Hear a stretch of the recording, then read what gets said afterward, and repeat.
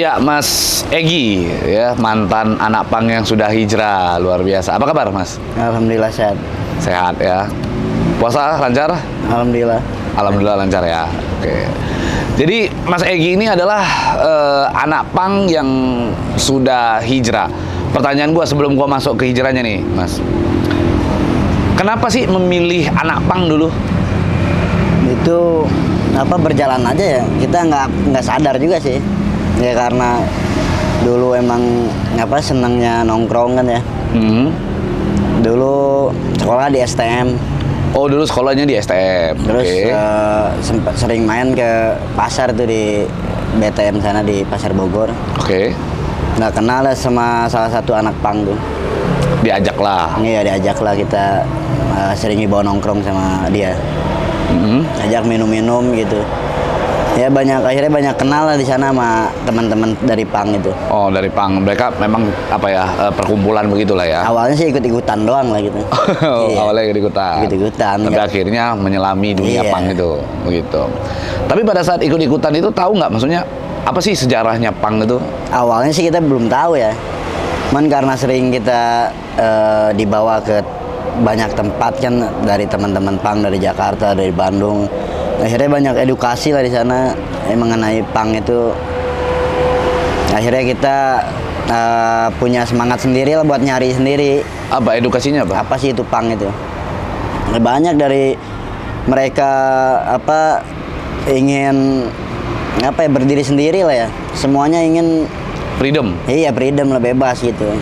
Ya ada dari berkebun itu ya, yang di Bandung itu sampai ada yang berkebun. Ada yang beternak ikan. Ya. Jadi mereka makan dari hasil yang mereka tanam sendiri. Oh, ya karena memang pang ini sejarahnya itu dari Inggris ya, dari Iya, London, dari Inggris. dari London Inggris tuh. Jadi setahu gua anak pang ini punya ideologi sendiri gitu. Iya. Mereka ingin hidup bebas ya, Iya. ingin berada di luar pemerintah, kan Iya. begitu kan? Iya. Ingin gimana caranya mereka punya ide-ide lalu diutarakan, Iya. demonstrasi. Itu kan sebenarnya adalah ideologinya pang. Cuman belakangan, kayaknya nggak belakangan sih, tapi persepsi orang Indonesia terhadap anak pang itu justru banyak yang berbeda gitu. Contoh kecil, gua beberapa kali ngewawancara di sini ya, kayak Manusia Silver, kita wawancara anak-anak, lalu ondel-ondel, katanya itu mereka identik dipalakin sama anak pang gitu. Itu gimana tuh? Itu mungkin oknum ya, kita bisa dibilang oknum juga sih ya. Karena yang saya bilang tadi ya, mungkin mereka sama seperti pertama gua ikut itu cuman ikut-ikutan doang. Mereka nggak menyelami Apa itu, maksudnya, tujuannya. Betul. Iya, mereka nggak punya tujuan kan, akhirnya ya kan di Indonesia ini dikenalnya anak pang tuh di jalanan. Betul, betul. Padahal kan sebetulnya enggak, sebagian besar itu yang bergerak tuh dalam bidang dari musik, dari karya. Iya. Nah awalnya saya juga pertama ikut tuh, gua nongkrong tuh ya yang gua tahu tuh di jalanan. Di jalanan ya. Ternyata ketika gua banyak datang ke berbagai event itu, oh ternyata di sana banyak teman-teman yang punya berbakat dari karya-karya mereka, hidup dari karya-karya mereka sendiri lah. Bahkan banyak yang orang malah dari kalangan atas gitu. Iya, orang kaya banyak. Orang kaya ya, banyak ya. Banyak orang-orang yang berduit lah gitu ya. Iya. Bapaknya punya uang, anaknya malah jadi anak pang gitu. Iya. Itu banyak itu. Satu contoh kecil ya. Gua nggak tahu itu bener apa enggak. Tapi boleh dicek ya. Siapa? Khairul Tanjung. Khairul Tanjung itu yang punya Trans TV. Iya. Putri Tanjung itu si anaknya itu katanya juga sebagai anak pang dulu ya, kalau nggak salah ya. Coba nanti coba boleh dicek deh. Bahkan katanya mantan suaminya katanya mantan anak pang juga katanya begitu. Katanya begitu. Cuman kan itu pang yang bener gitu ya. Iya. Cuman banyak sekali pang-pang anak-anak pang di jalan ini sekarang malakin supir angkot. Iya. Iya kan? Meresahkan lah ya. Meresahkan. Terus ngelem. Iya. Tapi sempat ngelem, pernah ngelem? Enggak, tapi sering lihat lah. Tapi paling banyak sih waktu itu di Bandung ya, di kolong-kolong flyover tuh. Gitu ya? Iya. Malah jadi jorok ya? Iya. Ya nggak bisa dikatakan ya itu dia seorang pang juga sih. Lebih Ya. tepatnya gembel kali. Iya, mungkin karena masyarakat ngelihatnya ya tampilannya sama ya kan. Iya. Ya kalau dari segi gayanya sih asik. Iya. Kalau anak pang tuh gue suka gitu. Maksudnya gayanya hitam-hitam kan identik hitam-hitam ya kan. Terus selengean lah gitu ya. Pakai rantai-rantaian apa segala macam. Itu sebenarnya gue suka gitu. Cuman kadang-kadang tingkah-tingkahnya ini yang bikin gue sebenarnya resah gitu. Apalagi gue berapa kali wawancara di sini nih, selalu oknumnya itu anak pang terus tuh. Kami dipalakin nih sama anak pang nih, kami selalu dipalakin sama anak pang. Makanya kemarin tuh penasaran, nyari anak pang. Dapatnya anak pang yang udah hijrah. Gitu. Oke. Ada nggak pengalaman yang pada saat menjadi anak pang itu membuat kehidupan Mas Egy itu tidak pernah lah hal tersebut dilupakan gitu. Kejadian ini nggak pernah dilupakan pada saat jadi anak pang. Ya banyak sih ya. Seru juga ibaratnya kita banyaknya lebih ke traveling, seneng jalan-jalan. Karena di setiap tempat itu ada ya teman-teman dari pang itu. Ada. Itu bertahap juga sih. Pertama gua ikut teman-teman yang sering nyetir itu yang ikut-ikut truk gitu. Oh, oke. Iya, ikut-ikut truk sampai ke Bandung, ke Jawa, sampai ke ujung Jawa itu ikut-ikut truk. Sampai muka ini pada hitam debu doangan ya. Sampai di Malang tuh sempet lagi tidur itu di gor di Batu tuh. Kita dipukulin sama preman di sana. Anak pang dipukulin sama preman? Iya, dikiranya kita mau nguasai itu tempat. Nah, terus? Kalau itu kan kita namanya nyetir itu tidur di mana aja kan ya? Iya. Pokoknya ada ruko yang kelihatannya aman, ya udah kita tidurin aja situ. Oke. Nah, itu dulu di gor. Sebelumnya sih aman-aman aja. Udah lagi meriang. Nah, itu gua badan pakai balsem semua nih. Namanya tidur di pinggir jalan kan ya, wah pakai balsemnya semua badan. Tahu-tahu yang di sebelah gua tuh lagi dipukulin. Oh. Jadi gua belum sempat dipukulin, dengar teriakan yang sebelah gua. Kan banyak itu yang tidur. Lagi dipukulin pakai balok. Waduh. Pakai balok, pakai bambu, diserang sama itu preman. Oke. Akhirnya gua bangun lari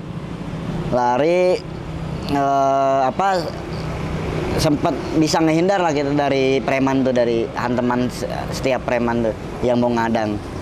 Berhenti di tukang cilok. Ternyata tukang cilok itu lebih berpihak sama preman itu. Jadi gua lagi ngos-ngosan ditonjok sama dia. Jadi makanya nggak bisa dilupain sih itu. Iya. Keseruan itu. Jadi ditonjoknya gara-gara ya karena memang orang situ juga Iya, kali ya, orang situ. ternyata jadi gua ngaso di situ ternyata tonjok. Nah, akhirnya ya seiring waktu tahun kedepannya akhirnya gua mutusin ya kita jadi ya gue di pang itu pengen ada peningkatan juga kan ya. Iya. Yang tadinya gue ikut truk, akhirnya gue pakai bis. Oh. Jadi kan udah ada kenalan ya di mana-mana tuh. Akhirnya pakai bis, ya udah pakai bis. Tahun depannya lagi gue bawa band, jadi udah punya band nih, gue bawa band. Jadi makin ada peningkatan lah. Sampai pakai kereta, sampai pakai pesawat ke Bali itu. Oh. Jadi ada peningkatan ya karena kita kepalang kecebur ya kan, akhirnya Seriusin aja? Iya. Oh. Jadi ada apa namanya ya? Berarti di pang ini ada jenjangnya ya? Awalnya mungkin di jalan dulu. Iya. Apa namanya, nyetrit ya? Nyetrit itu. Apa street ya? Berarti street berarti hidup di jalan gitu ya. Iya. Oh. Nah, enaknya anak pang ini kan di seluruh Indonesia ada jaringan ya? Ada. Masih ingat tuh jaringan-jaringan anak-anak pang? Masih. Bahkan yang di Bogor itu pada saat saat gua di jalan tuh banyak teman-teman tuh kebanyakan di luar bukan orang Bogor. Yang dari luar tuh banyak yang bermukim di Bogor. Bermukim di Bogor. Oh, oke, boleh tuh, nanti gue juga mau pengen coba testing sehari menjadi anak pang. Nah. Gimana rasanya? Aneh kali ya? Iya. Sampai di razia ya kan. Oh, pernah di razia juga? Iya, kalau razia tuh sering di jalanan tuh. Terus gimana? Ya udah pada lari kejar-kejaran, paling itu kan setrumnya Pol PP itu jaraknya bisa 1 meter, 2 meter pun bisa kena misalnya. Oh gitu ya? Iya. Setrum itu? Setrum dari jauh diambil, dikejar-kejar tuh. Waduh. Iya. Tapi udah nikah kan ya? Udah ambil. Anak? Anak 1. Anak 1. Tuh, nikahnya kapan? Nikah setelah hijrah malah. Malah setelah hijrah. kenalnya sama istri itu apa? Dia juga anak pang atau gimana? Enggak, jadi iya dia emang satu tongkrongan lah ya. Cuman gua dulu tuh gua bisnis gua tuh nggak jelas lah ya. Bisnis narkoba. Oh, sempat bisnis narkoba. Iya. Bisnis narkoba, akhirnya gua ketangkap mulu. Sampai orang tua gua juga jual rumah lah ya. Ada rumah kan ada satu lagi tuh jual. Yang diinginkan orang tua gua juga pada saat itu ya gua hijrah. Gak apa-apa kata emak gua nih, gua jual nih rumah buat nembus lu, tapi lu asal mau sholat gitu nih. Asal mau sholat. Iya. Kalau Oke. enggak mondok gitu. Makanya dikasih pilihan ketika di tahanan tuh mau di mondok di sini apa di pondok pesantren. Akhirnya gua mau bilang mondok di pesantren, udah pulang kabur lagi dari rumah. Oh. Sampai emak gua neriakin, lu kalau mau ngelangkah lagi dari rumah keluar rumah gantiin dulu tuh duit gitu. Oh gitu. Iya. Oh gua udah nggak peduli aja.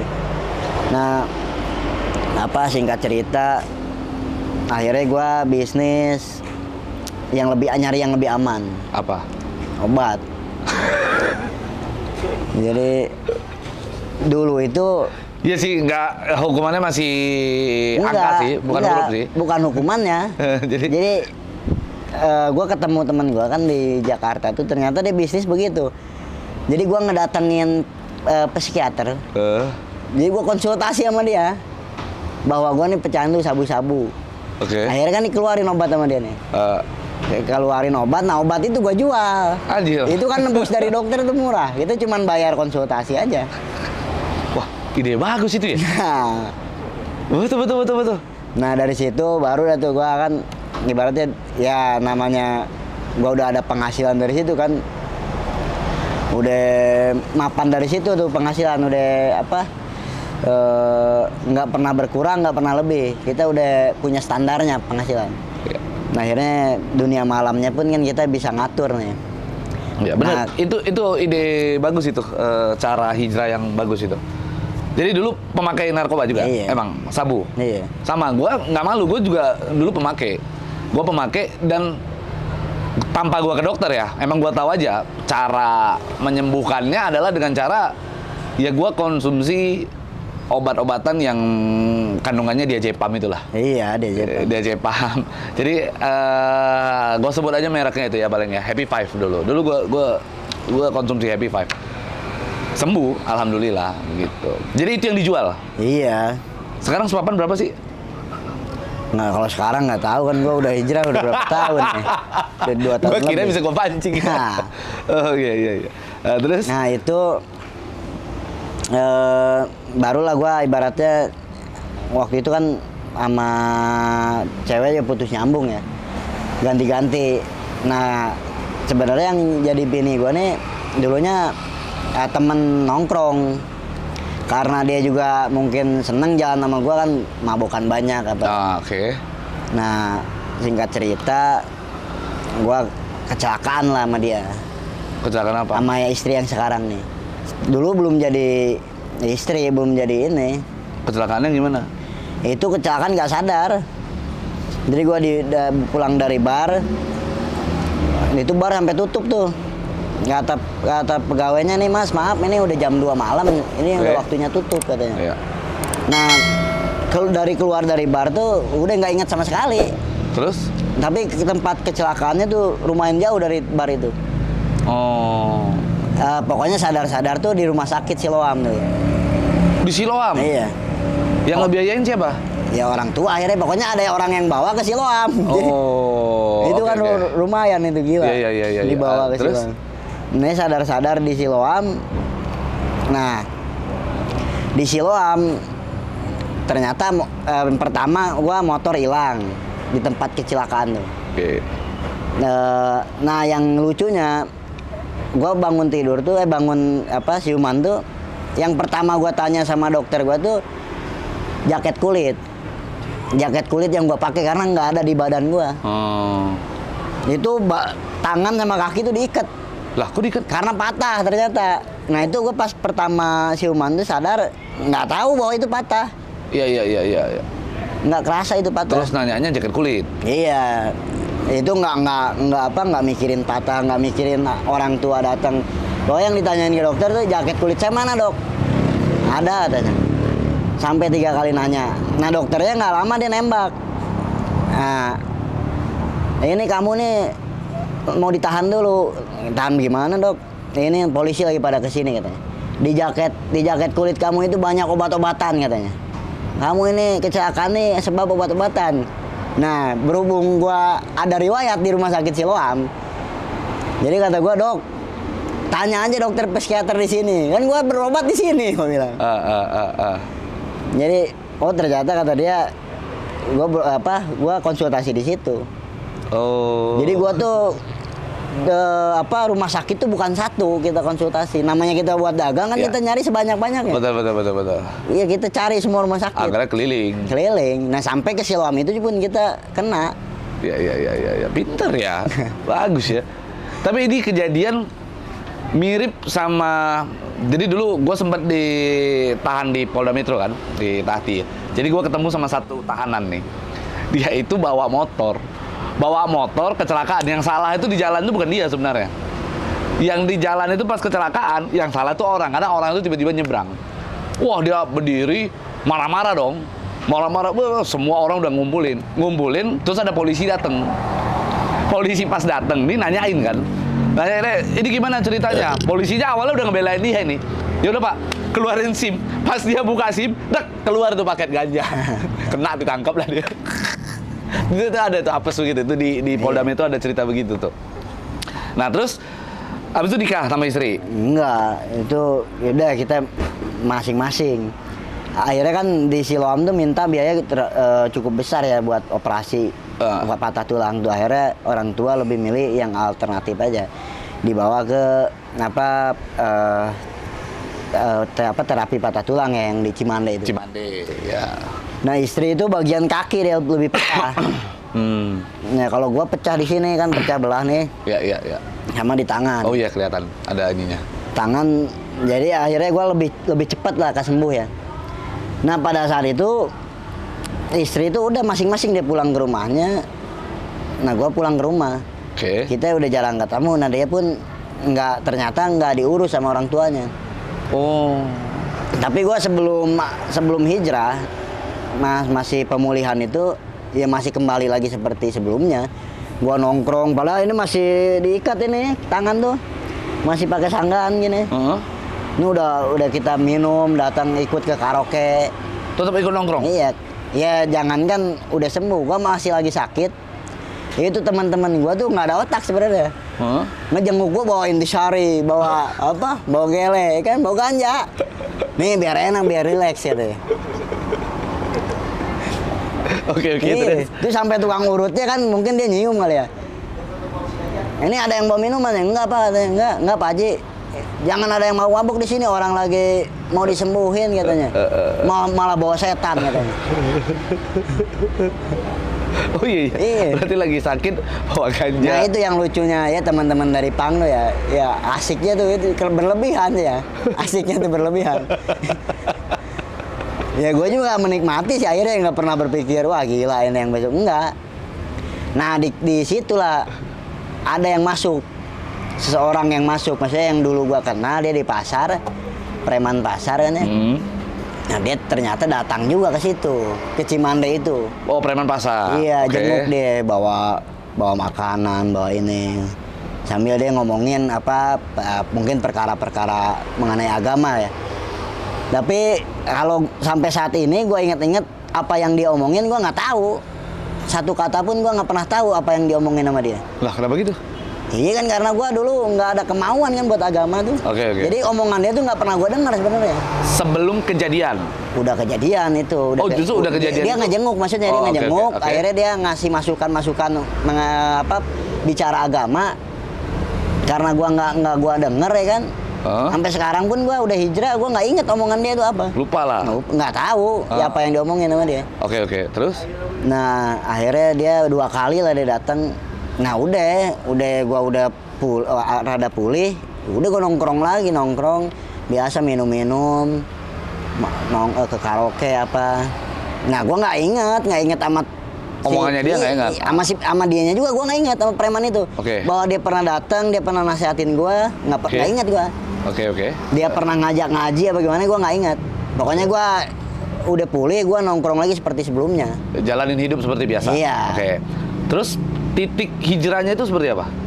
Nah, satu ketika gua di jalannya hujan gede kan ya, di Cilendek tuh hujan gede, gua mampir ke Indomaret. Akhirnya kan namanya hujannya lama kan, gua diam aja di Indomaret. Mau beli rokok aja nggak kebeli, itu habis gua rokok. Oke. Jadi kan udah tuh kita kosong pikiran kan. Iya. Nah, di situ dah tuh akhirnya gua kerasa jenuh. Wah, iya gini juga hidup gua, nggak jelas juga ya. Ngerasa di situ. Akhirnya di situ gua tiba-tiba nge-WA itu preman. Oh, di situ langsung nge-WA itu preman? Iya, dia nge-WA, gua nggak nge-WA masalah ngaji, dan gua juga nge-WA dia nggak kepikiran gua mau tobat, enggak. Wah, gua kayaknya harus ke dia nih ngaji, enggak. Jadi gua tiba-tiba pengen nge-WA dia aja. Oke. Gua nge-WA-nya juga, gua nanya di mana gitu doang. Di mana lu? Nah, akhirnya dia balas, gua di pasar. Nah, lu kesini aja kata dia. Nah, akhirnya gua ke pasar. Ke pasar kata dia, ikut aja yuk. Ikut kemana? Ikut kita jalan-jalan katanya ke Ciampea. Nah, nggak lama gue balik dah tuh. Kata gue, wah gue nggak usah bawa motor deh, pakai motor lu aja berdua. Iya kata dia. Gue pulang deh, jemput gue tuh ke rumah. Nah, ternyata dia semangat tuh ngejemput. Dibawa lah gue ke Ciampea kan. Sampai sana kan hujan gede, tengah malam. Akhirnya gue dibawa ke orang-orang yang lagi di masjid. Lagi di Di masjid, teman-temannya dia tuh. Oke. Yang lagi pada zikir, lagi pada sholat ya kan. Akhirnya gue diajak ngopi, udah ngopi, gue disuruh ngobrol itu sama, tuh ngobrol katanya, ada yang mau ngobrol gue di dalam masjid itu sama ustadz itu. Ngobrol. Nah, gue lupa tuh sama si itu. Nggak, maksudnya lupa, gue nggak ngajak pulang. Padahal gue sebelumnya pengen pulang itu. Kata gue, sialan gue dibawa ke tempat begini kan ya. Nah, akhirnya gue nggak sadar aja itu, diajak ngobrol sama yang ini. Nah, akhirnya gue tidur di situ di masjid itu. Bangun tidur, itu teman gue udah hilang. Dia ke pasar balik.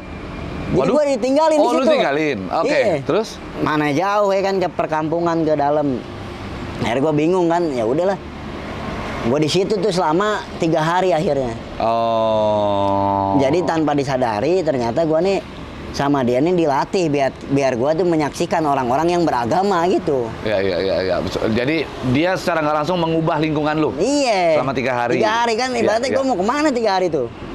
Oke. Terus? Nah, akhirnya udahlah, ternyata kan di situ juga udah banyak tuh preman-preman yang hijrah ya di masjid itu.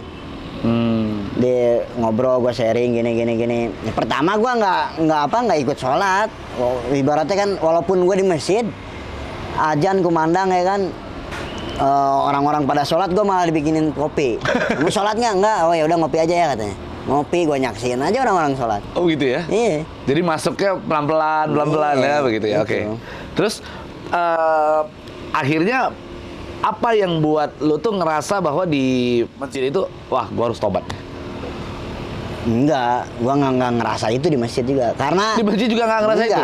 Oke. Karena gua pada saat itu gua juga masih bawa obat-obatan. Oh. Tapi yang ajibnya itu nggak gua makan sih obat-obatannya. Selama 3 hari itu gua lebih ke banyak sharing sama orang-orang. Bersih lah lu iya. Selama di masjid itu lu bersih lah. Iya. Sama sekali nggak obat. Oke, terus? Nah, akhirnya gue nyoba lah tuh ikut-ikutan sholat. Walaupun gue nggak ngerti, gue cuma ikut gerakannya aja, kan. Nah, setelah pulang dari 3 hari, udah gue tuh ibaratnya nggak pernah nemuin lagi dia. Ya mungkin ada rasa sedikit kapok juga, sialan gue kan. Ya. Dibawa ke dalam kampung. Akhirnya gue singkat cerita,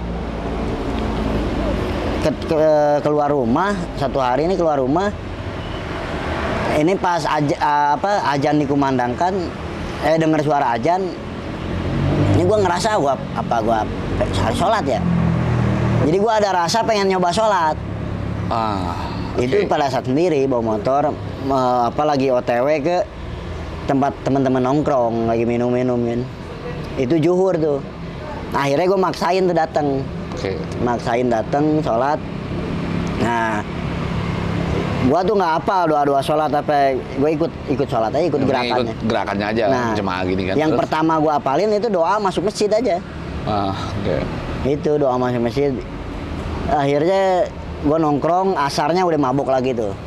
Jadi gua satu hari itu satu waktu, udah itu aja kan. Yang penting udah nyobain. Iya udah nyobain. Oke, terus? Tapi itu istiqomah gua tiap hari. Oke. Pokoknya besoknya keluar, kan gue bangun siang ya kan. Bangun siang keluar rumah sholat zuhur di masjid. Bangun siang keluar rumah sholat zuhur dulu di masjid, di jalan. Sampai berminggu-minggu nih baru dah tuh gue ngerasa gue pengen sholat asar. Disitulah gue mulai dihina juga tuh sama teman-teman. Heeh. Udah minum dulu Ji katanya. Biar lu sholatnya enak katanya kan. Hah? Udah minum kan lu, udah saya nggak katanya, sholat juga enak lu. Hah? Udah mulai dipanggil haji lah apa ya kan. Aduh. Itu padahal sholat 2 waktu doang itu, zuhur sama asar. Udah mulai dihina mulu gua. Oke, terus? Nah akhirnya, proses berhentinya gua minum pun di situ sebenarnya. Gua naik ke asar, akhirnya gua mulai nggak peduli lah sama omongan mereka. Jadi gua dulu peci pun gua kantongin, nggak pernah dipakai. Karena malu. Ya, malu, cuman waktu di masjid aja gua pakai gitu. Oke, terus? Nah akhirnya satu ketika gua pengen sholat maghrib, gua pengen nyoba sholat maghrib gitu. Nah, Pada saat itu minuman tuh enak-enak. Jadi ya, teman-teman lagi minum katanya. Pas gue mau minum, ntar deh kata gue minumnya habis maghrib.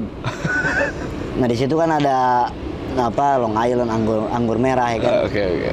Pas diminumin, teman-teman minum, gue sholat maghrib dulu. Nah gue beres sholat maghrib, itu minuman habis. Kata gue mana ini minuman? Ya lu sholat dulu habis lah. Kata gue juga minum dulu baru sholat katanya. Ya. Nah pas gue minta, ternyata mereka nambah minumannya ini ciu. Oh. Nah di situ gua mulai malas lah minuman kayak begitu kan ya. Iya. Akhirnya nggak gua minum itu ciu. Oke. Nah disitulah gua mulai jadi nggak minum tuh. Ngurangin lah. Ngurangin. Oke, terus? Akhirnya gua besoknya terus ningkat tuh sampai isya, sampai bisa sholat isya. Ya walaupun masih sedikit maksiat, tapi gua masih ngejalanin sholat waktu itu. Waktu itu ya, artinya ya berubah pelan-pelan ya Iya. pada saat itu ya. Oke, lalu titik balik di mana? Oke, gua tinggalin semuanya. Terus gua sekarang nih mau mulai berdakwah, itu kapan? Lu bisa? Ini gua ikut jamaah ini yang huruf tuh, Apa tuh? yang berangkat tuh dakwah. Oh, apa itikaf ya? Iya. Ya, oke. Terus? Jadi gue berangkat diajak ke Sumatera. Jadi kita berenam pakai mobil berangkat dari Bogor ke Sumatera Barat. Oke, ke Padang. Iya, daerah Padang sana. Nah, kita ngubek deh tuh daerah Minangkabau tuh. Di sana dakwah gua. Nah, di sana kan ibaratnya gua hijrah kan ya. Ya. Orang nggak ada yang tahu kan siapa dulunya gua. Akhirnya gua ternyata di sana tuh lebih dimuliakan kan ya. Dipanggil ustadz gua, ya kan baru hijrah aja dipanggil ustadz. Ustadz sama warga tuh. Oke, terus? Jadi keburukan gua tuh nggak ada sama sekali di sana. Iya, Kan. iya. Akhirnya gua nyaman lah di sana tuh, seperti ya hidup baru lah, kehidupan baru. Nih gua lebih fokus di sana tuh ngejalanin ini ibadah, belajar agama. Nah karena selama 40 hari gua terbiasa dakwah, Ya. akhirnya gua pulang ke rumah. Walaupun gua ya nggak minum, tapi gua dulu masih ngeganja, Oh. masih ngobat. Ya. Ya itu proses lah ya. Tapi itu gua mulai ngejalanin ke teman-teman. Akhirnya gua salurin ke teman-teman nih dakwahnya. Oke. Gua mulai buat suasana teman-teman di jalanan, di tongkrongan tuh. Sampai gua ke rumahnya nih, ada yang lucu tuh, temen gua lagi nyabu. Oke. Temen gua lagi nyabu. akhirnya gua dakwah kan, gua bicara agama. Dia kesel kali kan ya. Udah lu sedot dulu aja. Tapi lucunya gua di situ nyedot. Masih nyedot. Oke. Nyedot. Akhirnya udah nyedot. Ya sambil ngomong agama juga. Wah, tambah pede dong ngomong agama. Iya. Tambah gacor ya kan. Terus Udah gua di situ adalah satu dua tiga temen ikut hijrah. Nah di situ gua tambah semangat sih. karena ada yang ikut omongan lo. Iya. Di situ seseorang secara psikologi itu merasa dihargai ya. Iya. Jadi akhirnya dia merasa, wah ini gua bisa membuka jalan buat teman-teman gue nih. Di situ Iya. tuh tambah buat dia semangat. Iya. Oke. Nah, akhirnya lu bisa nikah tuh gimana ceritanya? Nah setelah itu, setelah gua udah dakwah kan, nah gua kepikiran juga karena mantan gua nih dia nggak ada yang ngurusin di rumahnya, nggak ada yang ngeluh mulu kan ya sampai mau bunuh diri lah, Pak. Oke. Karena dia nggak bisa jalan kan. Sekarang? Sekarang juga masih ini sih panjang sebelah, udah operasi. Oh, oke. Akhirnya gua sering nganter dia ke rumah sakit lah, di ronsen apa ya. Nah akhirnya gue dibilangin kan ya katanya nggak bisa kita begitu kalau udah hijrah, kalau mau nikahin karena bukan muhrim katanya. Oke. Ya akhirnya gue mutusin buat nikahin Oh. di situ. Dia mau ikut lo? Iya, Maksudnya dia mau ikut hijrah atau gimana? mau dia. Mau dia. Oh, oke. Sampailah sekarang punya anak ya. Iya, Anak siapa namanya? Muhammad Ali. Muhammad Ali. Wah. Mantap. Nah, pernah nggak sih lu lagi dakwah nih sama anak pang? Lu pernah kan pasti dakwah sama anak pang kan? Terus lu bener-bener ditolak sama sekali sama anak pang gitu? Ya ada penolakan tapi nggak secara ini ya, nggak secara langsung. Nah, Cara halus sih nolaknya. Terus kadang-kadang kan kita nggak semulus itu kan. Maksudnya ada teman-teman yang udah hijrah. Akhirnya kita banyak nih teman-teman yang udah hijrah. Pandangan teman-teman yang lain juga yang udah mulai pada jenuh tuh pada ikut tuh satu-satu. oh, Nah ada satu dua yang mulai merosot. mulai merosot gitu. Iya maksudnya balik lagi mabok, balik lagi Ada? nyabu, malah dia jadi ngejualin lagi sabu-sabu. Jadi situlah hancurnya tuh. Maksudnya pandangan yang lain tuh udah semua. Oh. Ya katanya percuma. Percuma orang dia balik lagi. gitu Iya, ya. jadi ikut juga jadinya malas. Iya. Tapi kan memang ya satu sisi pada saat dia jualan sabu, jualan obat-obatan, uangnya kenceng. Pada saat dakwah kan Iya. duitnya minim kan. Hancur-hancuran lah. Hancur-hancuran kan. Nah, pada saat seperti itu apa yang lu lakukan? Ya gue bertahan aja sih. Gue sampai, tapi ibaratnya ada aja lah mungkin jalannya. Gue sampai ada orang yang ngasih gue ruang usaha, Oh, ada. modalin ya kan. Itu orang yang sebelumnya nggak kenal ya kan, nongkrong. Ternyata dia nih seneng dengan dakwah gue katanya ke teman-teman yang di jalan. Akhirnya dia ngebangunin satu usaha lah. Oh. Usaha, akhirnya usaha itu hancur. Nah gue ketemu lagi temen gue, modalin lagi. Jadi lebih banyak nganggurnya sih sebenarnya. Nah, kayak sekarang nih gue nganggur nih. Oh, sekarang nganggur? Iya. Nggak ada kerjaan? Nggak ada kerjaan. Nah ini teman-teman yang nggak kuatnya di posisi kayak gini nih, nganggur lama ya kan. Apa yang lu lakukan ketika lu sekarang nggak ada kerjaan begini? Apalagi ini mau lebaran kan? Iya, ya di masjid aja, banyak di masjid gitu. Lebih banyak bersosialisasi sama orang-orang sih. Ya karena kalau nggak gitu gua jenuh juga, pasti gua kesel-kesel ya gua balik ke teman-teman gua. Karena teman-teman gua yang mau ngajak kerja juga ya kemungkinannya kecil sih, karena satu gua udah nggak asik ya kan, udah nggak minum, udah kan, udah nggak mabok, sedangkan mereka masih pada mabok. Sekarang kalau mereka kerja bareng gua, mereka kan mikir nggak asik juga, Ya, malah ya. takutnya mereka diajak sholat gitu kan. Oh, oke. Betul. Iya, jadi mungkin itu ya, itu pandangan gue. Soalnya yang gua rasa sih gitu, teman-teman yang masih pada nongkrong pada minum yuk, nggak ada yang ngajak gua ke usaha kerja. Nggak ada yang mau ya? Iya. Oke. Kan tadi lu cerita bahwa ada beberapa teman-teman lu yang udah hijrah akhirnya balik lagi nih Iya. ke seperti semula lah. Lu pernah nggak datengin mereka lagi, lu tegur lagi mereka? Lu udah berubah dong gitu. Iya pernah, Ah. itu banyak, bahkan sampai ada yang masuk ke penjara, 2 orang tuh. Iya. Malah gue datengin ke dalam penjara, Ah. sampai gue ngakalin ya kan, gue kalau ke dalam penjara, ini duitnya gede ke lapas, gue harus bayar ini bayar itu. Akhirnya gue di situ gue pakai gamis, pakai jubah putih ya kan, peci putih. Ya, gue bilang aja gue mau tausiah di dalam. Oh jadi di lapas itu ternyata ada jatah buat jamaah Iya. yang mau ini ceramah tausiah, Iya, tahu. yang ngasih motivasi itu seminggu sekali ternyata. Oh ya udah hari Kamis aja katanya. Ya. Akhirnya gue punya kesempatan hari Kamis masuk ke sana. Nah akhirnya gue masuk ke sana tuh.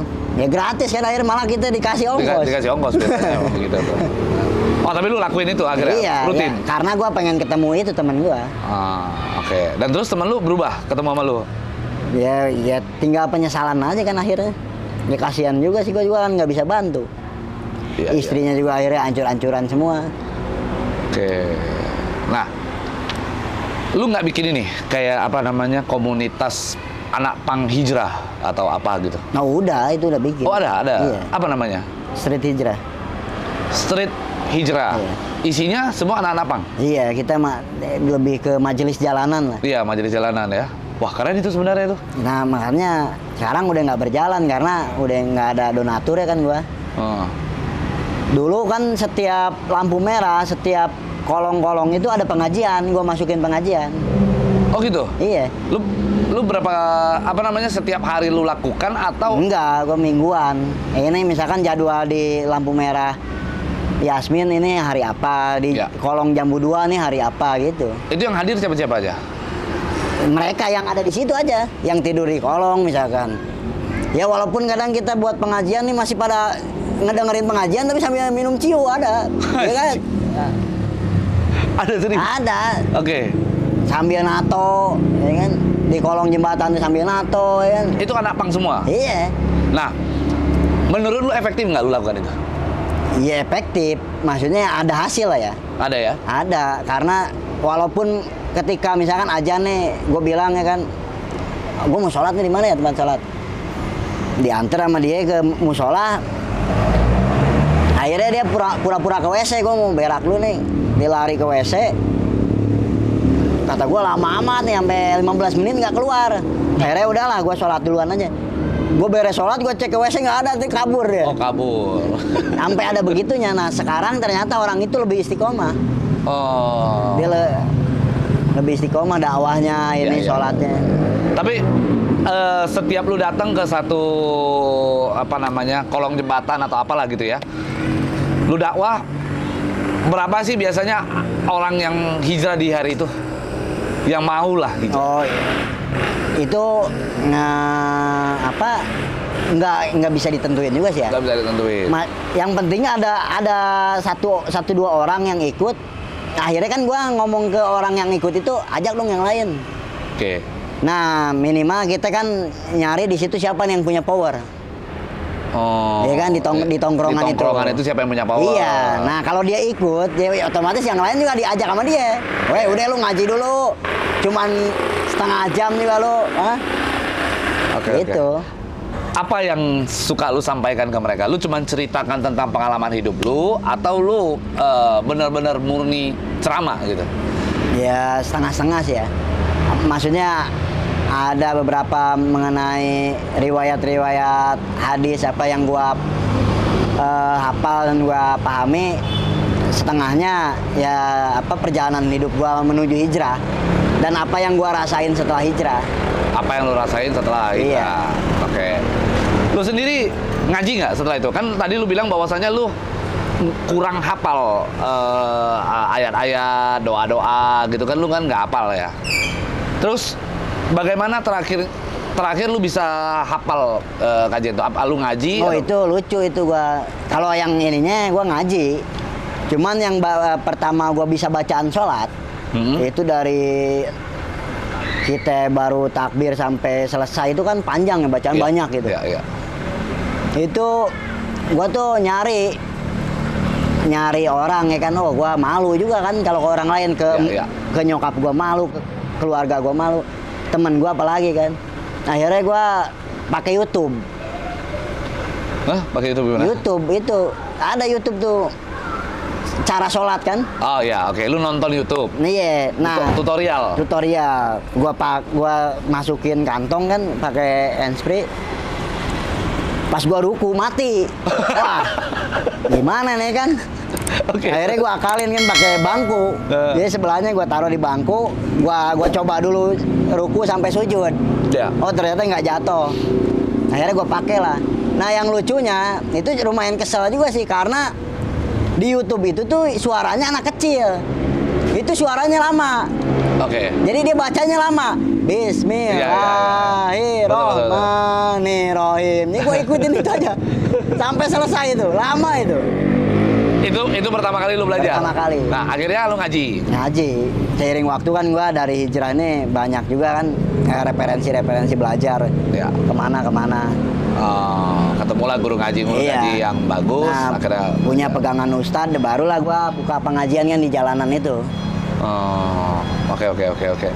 Terus kenapa pengajian di jalanan itu nggak lu lakukan lagi, majelis jalanan itu? Ya karena udah nggak ada lagi yang ngedanain. Dulu kan masih ada. Emang seberapa besar sih biayanya lu di jalanan sekali ini? Nggak begitu besar sih. Yang penting mah ada apresiasi lah buat teman-teman yang ngajinya. Oh, karena itu untuk mancing mereka gitu? Iya, karena maksudnya pengajian tuh nggak kosong, mereka ada makan. Iya, ada makan, ada apa kayak gitu kan. Oh gitu. Iya. Kalau gua biayain lu mau nggak jalan lagi? Ngaji boleh. Hah? Nah yang penting nih teman-teman satu-satu kasih ruang aja, ruang kerja sebenarnya. Gimana ruang kerja gimana? Iya kita dulu kan sempet gua bikin ada donatur, gua dibikinin nih bangunin usaha. Oke. Yang itu Sri Hijrah Bakery and Coffee. Oke. Ya cuman nggak tepat aja sih ya. Bukanya pertama di pandemi, terus kedua yang kita jual ini produknya roti. Ah. Rotinya juga roti premium. Oke. Akhirnya kita susah nih penjualan. Oke. Terus? Akhirnya lapangan pekerjaan buat teman-teman nih susah. Oh. Nah teman-teman nih banyak yang sungguh-sungguh pengen menjadi lebih baik. Istrinya pun sampai langsung sempurna tutup aurat. Oh gitu. Tapi kan ya itu ketika goyang ekonomi digencat, nah udah Balik lagi. pada baik. Istrinya juga hancur-hancuran lagi. Suaminya masuk lapas. Tapi boleh tuh, majelis jalanan tuh kalau kita lakukan tuh kayaknya baik gitu, itu efektif. Begitu. Makanya kan itu yang di Instagramnya tuh Street Hijrah kan udah nggak ada postingan lagi kan tahun-tahun sekarang. Oh, itu Street Hijrah itu loh? Iya, udah mentok kan udah. Iya. Nah terus apa sih harapan lu untuk anak-anak punk yang lain? Ya harapan. Ini kalau di depan lu nih banyak nih anak-anak punk nih, apa yang mau lu sampaikan? Ya percaya diri aja sih ya. Maksudnya ya menjadi diri sendiri aja. Lakuin apa yang emang hati lo inginkan gitu. Karena setiap yang gua datangi ini teman-teman, hati kecil mereka ternyata ingin lebih baik hidupnya. Karena mungkin ya kita nggak bisa memaksakannya dari segi keadaan mereka sih. Satu, jarang ada yang mau menerima dari lapangan pekerjaan apa. Padahal mereka lebih rajin, lebih lebih sungguh-sungguh. Cuma karena mentok nggak ada kerjaan aja. Iya. Akhirnya mereka memilih anak punk. Iya. Begini. Kan lu sempat cerita nih bahwa lu dulu sempet buat lagu. Ada bikin lagu ya? Iya. Bikin lagu menolak Tuhan. Gimana sih lagunya tuh coba? Itu gua lupa sih sebenarnya. Ayo. Cuman kurang lebih lah liriknya itu. Itu sebenarnya bukan menolak Tuhan ya, karena gua pada saat itu gua nggak suka orang yang bicara keyakinan. Oh. Jadi orang yang dakwah tuh gua nggak suka. Bukan karena lu nggak percaya bahwa Tuhan itu ada? Nah, gua nggak ngejalanin ketuhanan. Oke. Makanya gua nggak seneng sih sama orang-orang yang dakwah dulu. Oke, terus? Jadi maksud gua tuh kan dulu gua cara berpikir gua kan gua heran juga kan sama orang-orang dakwah, orang-orang Islam nih. Mereka nggak tahu kan kejadian di zaman Nabi, di zaman Nabinya nih. Nah, yang Nabi sampaikan, ya mereka sampaikan ke orang lain kan. Ya. Jadi mereka ini dapat informasi itu, dulu gua mikirnya bukan fakta, itu dari si A ke si A, dari si A ke si A ke si A sampai ke dia, ya kan? Ya, sambung kata lah ya. Sambung kata. Ya. Nah, dia menceritakan seolah-olah kejadian itu nyata. Oke. Itu awalnya kan, awalnya Iya. lo berpikir. Nah, itu maksudnya sebagian dari lagu itu tuh tentang itu. Oke. Jadi maksud gua, nah rapnya tuh kebenaran untukmu sendiri gitu. Jadi kebenaran untukmu Oke. sendiri. Ya.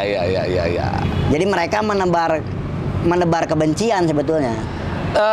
Dan memang banyak orang yang menggunakan agama untuk kepentingan dia sendiri. Iya. Ya memang banyak.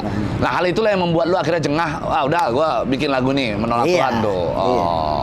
Bukan. Nah itu iya, maksudnya mayoritas tuh dijadikan senjata kan. Iya. Mau dari politik, Oh, iya. mau dari apapun. Betul. Nah, itu lagunya itu. Dan itu yang gua juga sepakat sih. Sampai Iya. sekarang malah gua, meskipun gua udah hijrah, tapi sampai sekarang kalau orang menggunakan ayat-ayat untuk kepentingan sendiri ya gua juga ngamuk gitu. Iya. Kadang-kadang ya banyak lah ustadz-ustadz, banyak kiai-kiai, bahkan ada yang punya pesantren dekat sini juga lagunya ampun dah.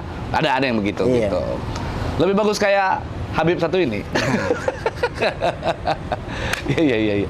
Oke. After ini apa yang mau lu lakukan? Ya, gua mungkin lebih ke diri sendiri dulu ya. Ngejaga ini keistiqomahan, karena untuk bertahan itu kan berat juga sih gua. Dari segi ekonomi apa ya. Berarti lu masih kadang-kadang masih bisa goyang lagi nggak? Enggak sih. Balik? Oh enggak, udah aman Enggak. dong. Makanya gua lebih milih ya udah lo gua nggak apa-apa nganggur. Gitu. Sampai ya gua ribut sama istri mengenai keadaan ekonomi. Tapi itu ya nggak gua hirauin sampai gua nggak peduli mau dia ninggalin mau apa. Yang penting gua bisa istiqomah aja dulu di dalam agama. Oke. Apa keahlian lu menurut lu? Keahlian dari dulu sih gua kalau sebelumnya dulu lebih ke buka usaha sih. Buka usaha, itu keahlian lu. Iya. Kalau apa nyanyi lu kan bilang lu sempat ngeband nih. Iya. Nyanyi punya kalian. Nyanyi mah masih namanya band-band punk begitu kan. Oh, oke. Selain itu apa lagi kalian? Dulu nyablon gua.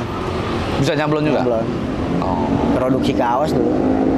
Oke. Ya nanti after inilah kita coba bicarakan untuk bikin apa majelis jalanan itu kayaknya menarik gitu. Kalau itu menurut gua baik dan bagus. Banyak orang-orang yang perlu kita sadarkan sebenarnya. Nah begitu ya. Setidaknya dia kenal lah bahwa Tuhan tuh sayang sama dia itu. Allah Iya. tuh sayang sama dia. Iya. Intinya dia minimal dia itu tahu aja udah cukup. Gitu. Ada lagi yang mau lu sampaikan ke orang-orang yang mungkin kenal sama lu, pengen lu kasih tahu lewat channel YouTube gua, lewat video ini? Gimana nggak ada sih ya. Lebih ke itu sih gua pengen ngasih semangat aja. Semangat aja lah ya, intinya hijrah. Kenapa nggak mau mencoba gitu? Ya lebih baik dicoba dulu sih. Ya. Gua dulu juga ya nggak sadar, gua nggak pernah ada niat pengen tobat, nggak pernah ada niat pengen belajar ngaji. Tapi karena gua mau mencoba untuk dekat dengan si ini, akhirnya dengan sendirinya gua nemuin lah titik baliknya hidup gua. Ya ini kan gua pernah bikin lagu juga kan, judulnya Dirimu. Itu gimana lagunya? Iya, lawan melawan duniamu, jalani hidupmu dengan apa? Ya, jalani hidupmu dengan jalanmu apa? Lupa sih. Oh, coba nyanyi. Nggak enak lagu pang teriak-teriak kan nyanyinya. Lah nggak apa-apa kan, boleh aja kan?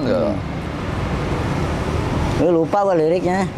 Lupa lirik ya? Tapi ada sih lagunya ada. Oh ada di mana? Itu udah sempet recording. Oh udah sama recording. Ya. Jadi apa? Jadi diri sendiri sih, lebih ke jadi diri sendiri. Oke. Intinya seseorang kalau jadi diri sendiri, dia bisa tahu apa yang ada di dalam hati kecilnya. Di situ dia akan menemukan jalan. Iya. Yang penting mau melawan dunianya aja. Ya. Oke, sip. Thank you Egi, seorang anak pang yang hijrah. Thank you udah mau datang kemari. Ini gua ada sedikit apa namanya? Ada sedikit lah rezeki yang mungkin bisa buat tambahan Mas Egi ya. Nanti kita bicarakan soal majelis jalanan. Mungkin kita akan seriusin itu. Mudah-mudahan bisa menginspirasi banyak orang. Thank you Mas Egi udah mau ngobrol penting di sini.